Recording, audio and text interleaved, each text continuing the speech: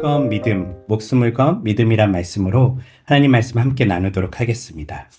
네, 지난주는 왜 누가가 이방인들을 위해서 예수님의 이야기를 할 때에 바로 어떤 예수님의 이야기로 들어가지 않고 그가 왜 세례 요한의 탄생 이야기를 먼저 썼는가에 대해서 함께 나누었습니다.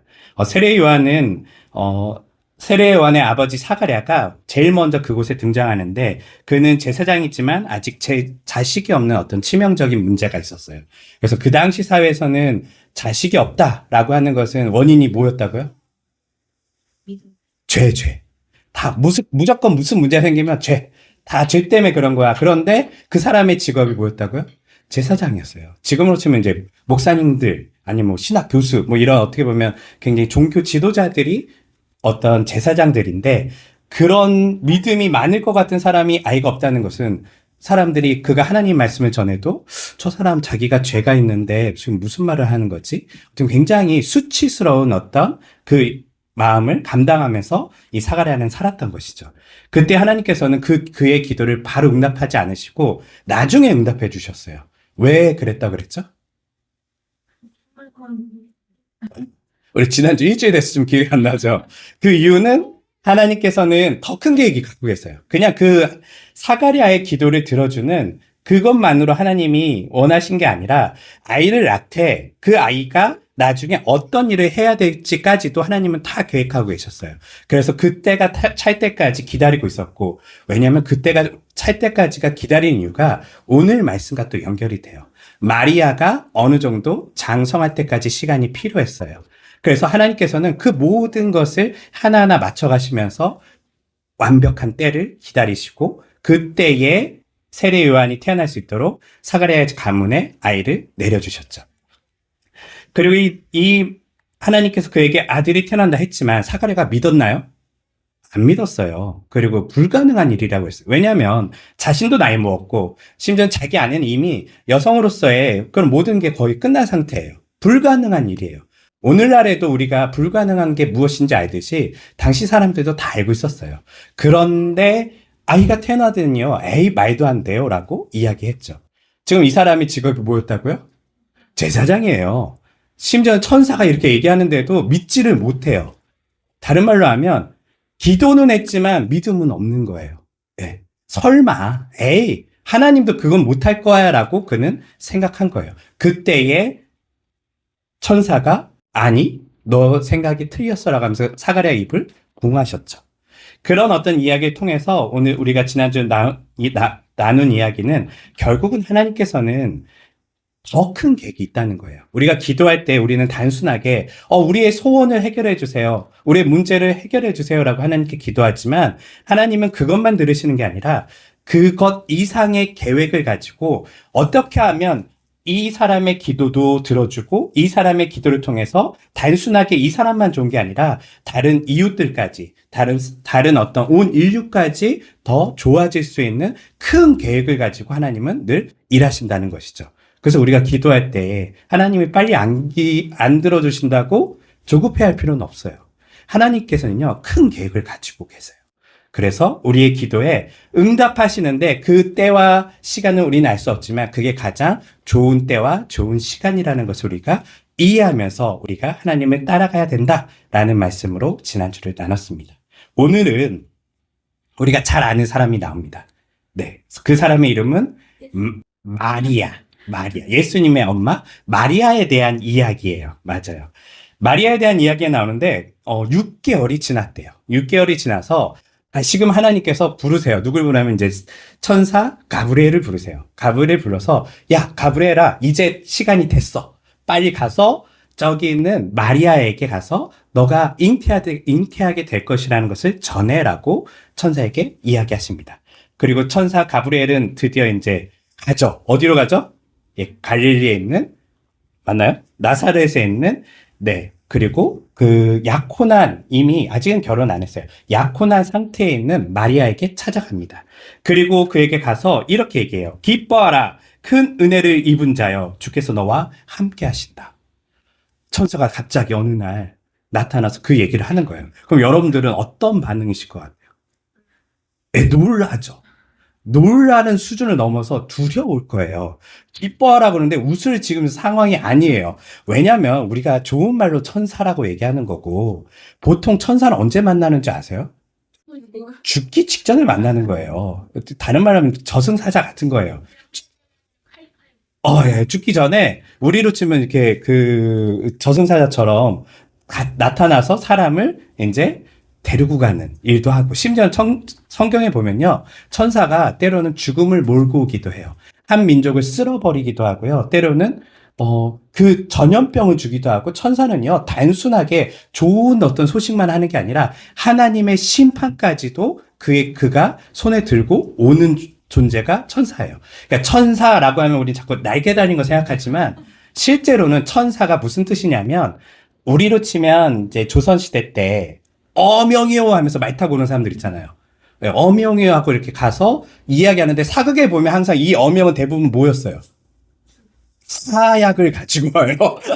급하게 와서 좋은 소식이 아니에요. 왕이 급하게 이야기하는 건 대부분 안 좋은 이야기들이 많아요. 뭐 역모를 꾸며서 잡아간다든지 사약을 내린다 할 때 잡아가는데, 말 그대로 천사가 왔을 때는 사람들은 기본적인 반응은 두려워요. 근데 재밌는 일이 일어납니다. 천사가 와서 마리아에게 기뻐하라라고 얘기했는데, 마리아가 그 이야기를 듣자마자 떨어요. 떨면서 한참 듣더니 그가 뭐라고 하냐면 궁금해한다라고 성경은 이야기하고 있어요. 두려운데 궁금한 상태예요. 좀 이상하지 않아요? 제가 생각했을 때는 일반적인 반응은 아니에요. 여러분들 가운데 갑자기 꿈에 어느 날 천사가 나타나요. 이 날개 달린 천사 아닐 수 있어요. 굉장히 무서운 모습으로 우리가 느끼기에 다른 존재가 오는 거예요. 오면 우리는 귀신 봤을 때 놀래듯이 엄청 두렵거든요. 그런데 지금 마리아는요, 그 천사를 만나서 무슨 느낌이냐면 두렵지만 뭐가 있다? 궁금해하고 있어요. 왜 그랬을까요? 일반적이지 않아요. 아무 생각 없을 것 같아요. 저 같으면 천사 딱 만나면 바짝 엎드려서, 나 죽었구나. 제가 또 뭘 잘못했나요? 조금만 좀 살려주시면 안 되나요? 제가 아직 아이가 2명이나 있고 좀 더 살아가고 좀 해야 될 것 같은데, 이런 이제 얘기를 할 것 같은데, 뭔가 궁금해하고 있다라는 말을 하고 있어요. 여기에서 저희는 조금 오늘 본문의 중심적인 어떤 질문을 끌고 가려고 해요. 왜 궁금할까요, 마리아는요? 사실 성경에 직접적인 글을 써 있진 않아요. 그런데 이 이야기를 듣는 유대인들이나 당시 로마인들이나 당시 사람들은요, 대충 알아요. 뭐가 숨어 있냐면, 이 마리아는 지금 어떤 상태예요? 약혼한 상태라고 얘기하고 있어요. 그러면 결혼 정년기가 되었다는 거잖아요. 결혼 정년기가 된 여성의 나이는 몇 살이었을까요, 당시에? 2000년 전. 20살? 10대, 당연히 10대일 거예요. 10대에서 몇 살일까요?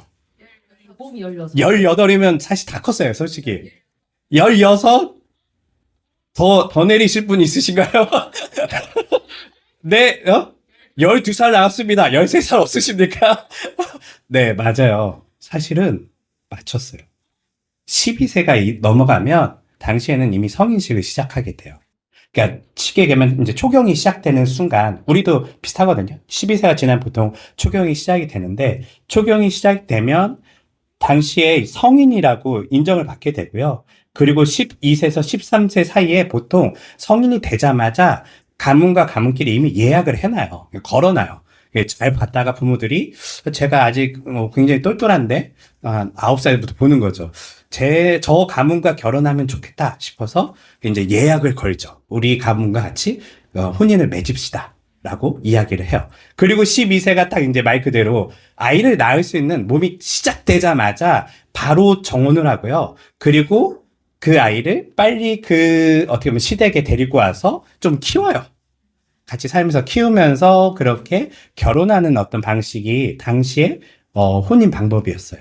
그러면 다시 우리 이 궁금증이 조금 해결될 거예요. 지금 두려운데 호기심이 있어요. 몇 살이라고요? 12살, 13살. 12살, 13살, 12살, 13살. 딱 이 나이예요. 지금 막 무서운 거 보면 무서울 것 같은데도 자꾸 막 무서운 영상 보고 웹툰 보고 막 그 마음이 있어요. 무섭지만 궁금해. 뭐 이게 이제 한참 이 사춘기 때 일어나는 일들이에요. 이 마리아에게 천사가 이렇게 얘기하자 마리아는 앞서 얘기한 것처럼 궁금해했어요. 그리고 그 이야기를 더 집중해서 듣죠. 천사는 다시 이야기합니다. 너를 통해서 결국은 인류를 구원할 요셉의 말 그대로 그 다윗의 자손인 예수님이 태어날 거야. 그 예수라는 이름 자체가 사실 구원자라는 뜻을 가지고 있어요. 그러니까 메시아가 태어날 거야. 구원자가 태어날 거야 라고 천사가 이야기했어요. 그렇게 얘기했을 때 여러분들이라면 어떻게 반응했을까요? 한 12살에서 13살로 여러분들이 돌아가서 한번 생각해 보세요. 아니면 지금 12살에서 생각을 해보면 천사가 나타나서 너를 통해서 인류를 구원할 아이가 태어날 거야 라고 천사가 이야기한다면 어떻게 반응하시겠어요? 좋아요? 부담스럽죠. 맞아요.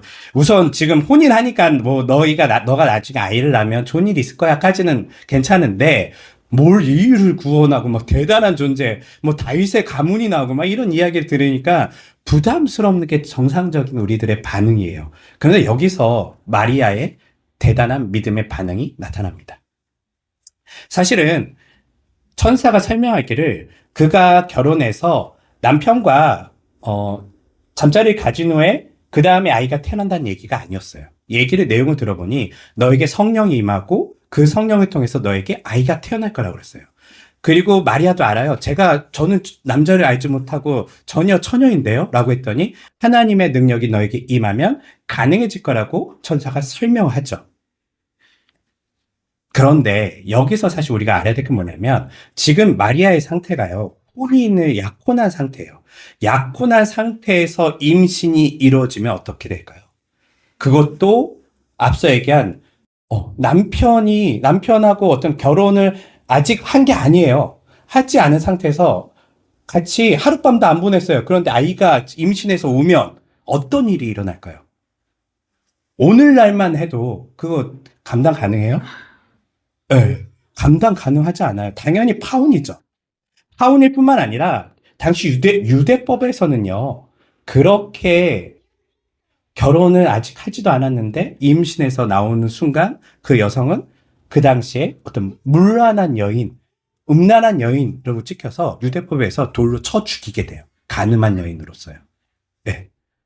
그런데 지금 마리아가 뭐라고 대답하냐면 네, 저는 주의 여종입니다. 주님께서 주의 뜻이 이루어지기를 원합니다라고 대답하고 있어요. 이게 사실 대단한 믿음이에요. 쉬운 일이 아니에요. 왜냐하면 지금 단순하게 그냥 아이들과 좋은 멋진 아이가 태어날 거야도 부담스러운데 메시아가 태어날 것을 예언하고 있고요. 뿐만 아니라 지금 이 아이가 정상적인 결혼 관계를 통해서 나오는 아이가 아니라 특별한 기적으로서 아이가 임신하게 될 거인데 이 임신 사실을 본인은 천사를 만났으니까 사람들 앞에 천사가 이렇게 얘기했어요 라고 얘기할 수 있지만 그거 누가 믿어줘요? 핑계대지 마. 오늘날에도 우리는 마리아의 어떤 성령으로 임신에 대한 부분에 대해서 믿지 못하는 사람들이 너무 많거든요. 사실 이거는 오늘날뿐만 아니라 고대 시대에도 똑같아요. 믿을 수 없는 이야기예요. 그런데 이것을 듣고 네, 저는 주의 종입니다. 주님의 뜻이 이루어지길 바랍니다라고 이야기한다는 것은요. 대단한 믿음이에요. 또한 대단한 용기예요.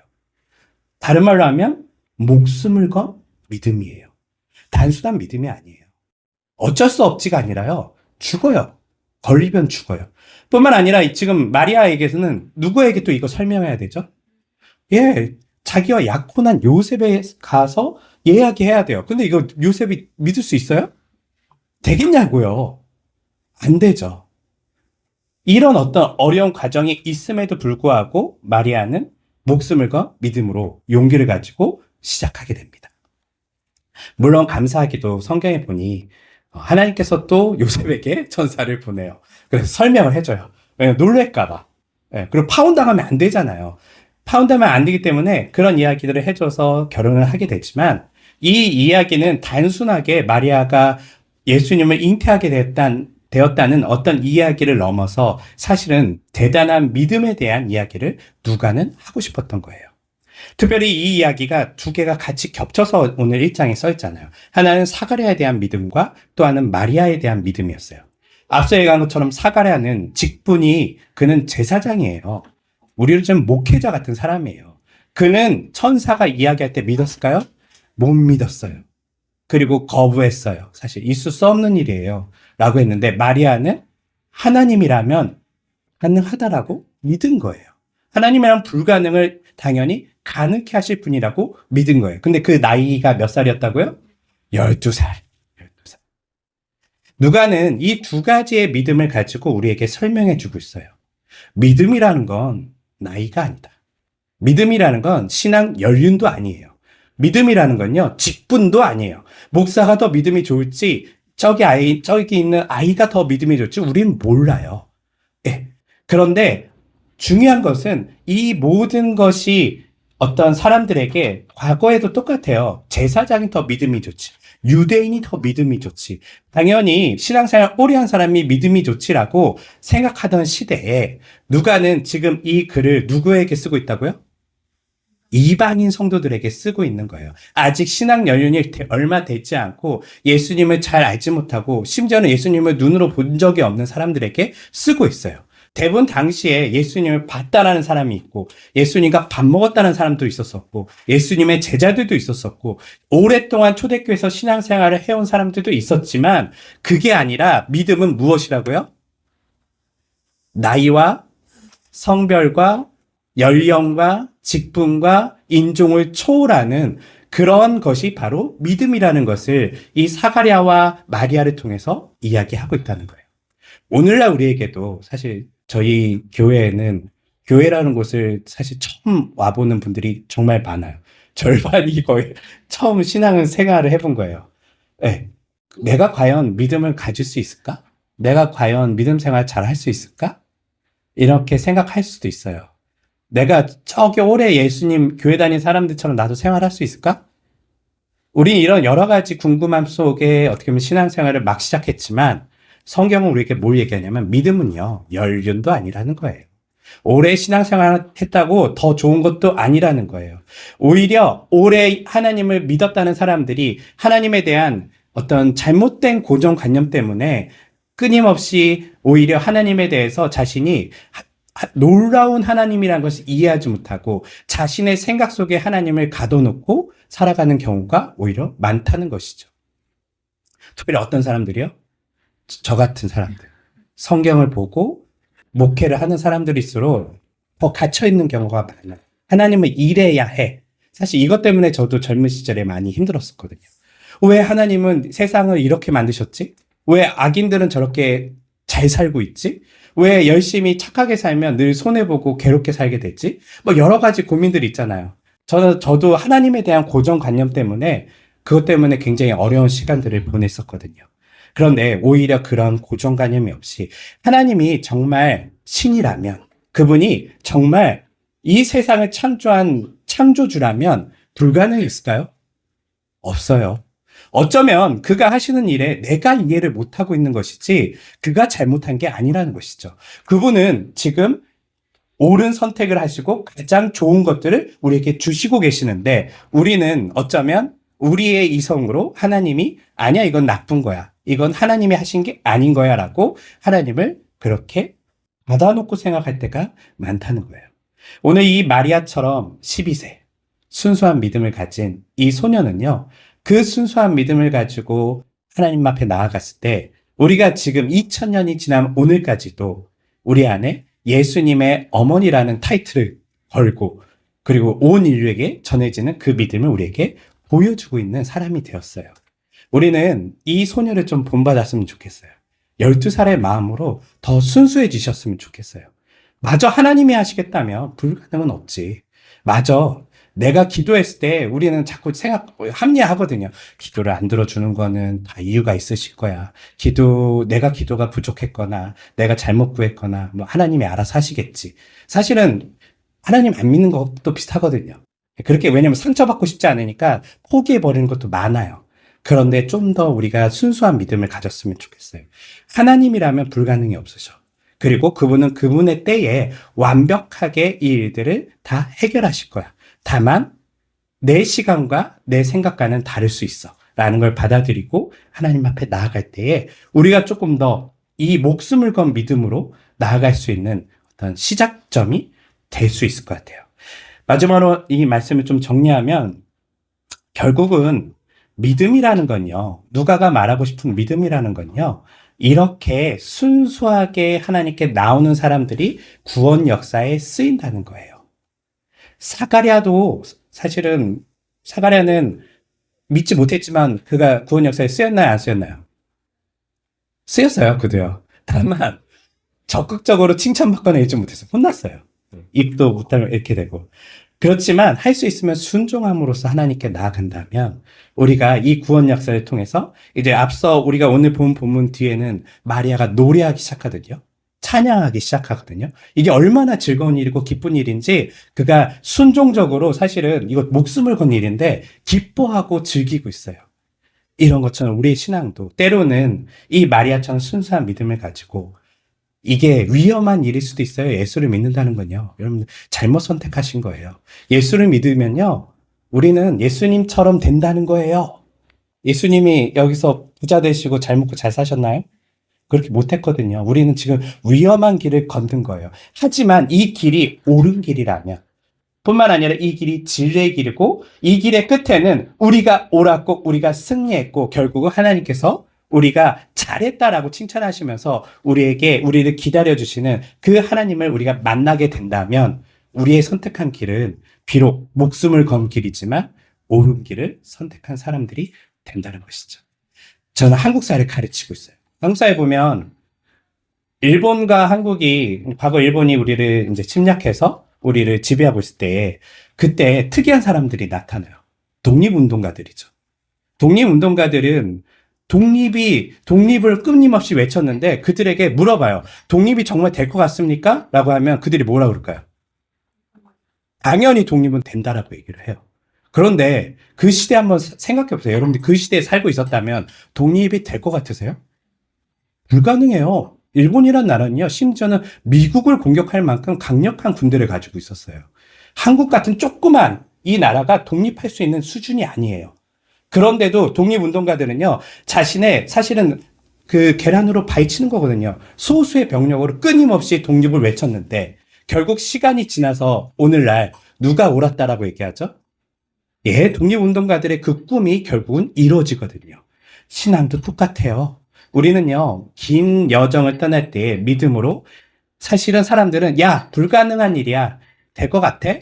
그렇게 살면 너만 힘들어라고 얘기하지만 그 길을 걸어갈 때에, 믿음으로 걸어갈 때에 우리 독립운동가의 꿈이 오늘날 대한민국을 이루어진 것처럼 우리의 꿈이 결국은 하나님 나라의 놀라운 그 역사를 발견하게 되는 그런 믿음으로 쓰임받을 수 있다는 것도 우리가 기억하면서 우리가 오늘 이 마리아를 통해서 믿음을 배워가는 모두가 되시기를 주님의 이름으로 축원합니다. 네, 기도하겠습니다. 시험의 바다에 빠질 때 그 안에 기쁨을 찾아요. 믿음의 시련이 우리를 빚어내 인내는 꽃처럼 피어나 조금씩 완전함으로 다가가. 주님께 구해요 지혜를 아낌없이 주시는 그 사랑 나무라지 않으시는 주의 은혜 우린 받을 거예요.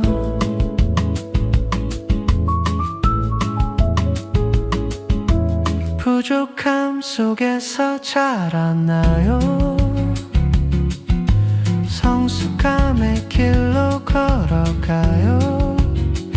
인내의 열매가 우리를 채워요. 고요한 바람 속 들려오는 주의 음성 두려워 말아라 내가 너와 함께한다. 그 말씀 안에서 쉬어